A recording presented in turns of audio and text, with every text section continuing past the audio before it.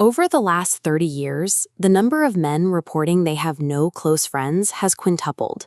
This represents a specific emergency. If you are watching this, there is a high statistical probability you are already part of that 15%. After his wife Doi passed away, an 88-year-old man sat in this recliner for nearly a year. He lost 22 pounds, watched television from the moment he woke up, and, by his own admission, was simply waiting to die. His doctor warned him he was killing himself, but the problem wasn't just heartbreak. It was the realization that he lacked the skills required to survive his own company. He didn't know how to cook a meal beyond scrambled eggs, and he had no friends left to call. Physical isolation becomes lethal when you lack the internal tools to be your own companion. Without those tools, being alone feels less like freedom and more like a sentence. This man wasn't physically fragile at all. He spent 38 years driving freight trains through the Medicine No Range. He was used to being in a locomotive cab at 2 a.m., crossing the Wyoming landscape with nothing but the engine and his thoughts. He survived those decades through emotional outsourcing. While he ran the railroad, his wife managed his entire social and internal life. She tracked the birthdays, remembered the neighbors' names, and maintained the friendships. He simply showed up where she told him to show up. When Doi died, the systems he had relied on for 54 years vanished. He had been solitary on the tracks, but he had never actually been alone because he always had a home to return to. In her absence, his world narrowed to the walls of a silent house. Loneliness isn't defined by the number of people in the room. It is the realization that you have never cultivated a relationship with the one person you can never escape, yourself. Self-companionship begins by holding yourself to the same standards you would demand from a lifelong friend. You want a companion who is honest, encouraging, and forgiving. If you cannot provide those three things to yourself, you will always be in bad company. A lonely mind is often a hostile one. It fills with regret and self-criticism, replaying every failure on a loop. This is why people leave the television on even when they aren't watching. They are trying to drown out a voice that won't stop attacking them.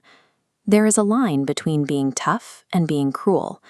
Men are taught to push through blizzards and work through pain, but they often apply that same hardness to their own internal monologue. Learning to be kind to yourself is far more difficult than enduring a Wyoming winter. For this 88-year-old, the path out of the recliner started with an admission. He had been a mediocre father. He worked too much, stayed gone for days, and didn't give his sons the attention they deserved. He had to face that truth, and then he had to forgive the man who had done it. If your internal voice is relentlessly punishing, you will find any excuse to run from solitude. You'll choose bad relationships or mindless distractions just to avoid being left alone with your own thoughts. Living with yourself becomes a misery if you do not respect the person you are. Respect is not a feeling you wait for. It is an internal status you have to earn through action. This is the cycle of internal trust. When you make a promise to yourself and keep it, you build respect. When you break that promise, the connection snaps and you are left with self-loathing. You cannot stand to be alone with someone who constantly lies to you. At 79 years old, he began making small, difficult promises. He taught himself to cook beef stew and roast chicken, failing and ruining food for months until he got it right. He committed to walking 2 miles every morning, regardless of the weather, because he decided his word to himself mattered as much as his word to anyone else. Without this discipline, isolation feels like a prison. With it, you become someone you can actually tolerate being around. The final step is finding a task that demands manual and mental engagement. It doesn't need to make money or impress your neighbors. It only needs to require your attention. He spends his hours in the basement building model train layouts. He isn't just passing time. He is solving problems, using his hands, and creating something that connects to his 40 years on the railroad. When he is working on that layout, he is engaged. Human biology reacts to a lack of contribution. When an organism stops creating or solving problems, the body interprets it as a signal to begin a physical shutdown. Research shows that a sense of purpose is a literal requirement for longevity. Having a daily reason to get out of bed acts as a defense mechanism against the physical toll of isolation. It keeps the mind occupied and the body running. This isn't just about widowers in Wyoming. The 15% of men who have no close friends includes young men who are currently withdrawing from society. Without these skills, honesty, self-respect, and purpose, that isolation often turns into a bitter anger at the world. The pain of that isolation is a physical reality. It causes biological damage on par with smoking 15 cigarettes a day.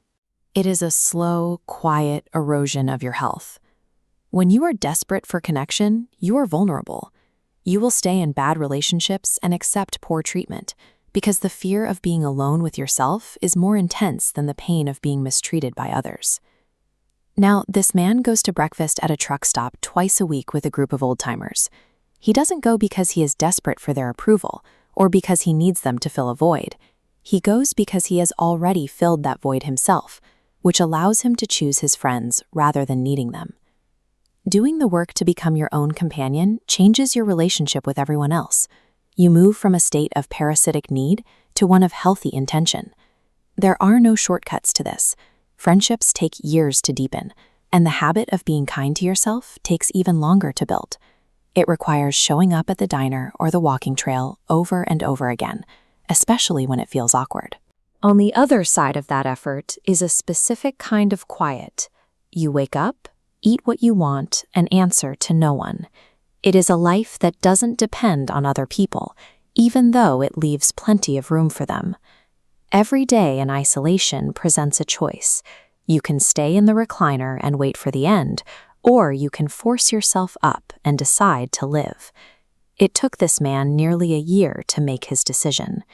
You must forge a relationship with yourself before you can truly survive being alone. It is the only way to transform an empty house into a home.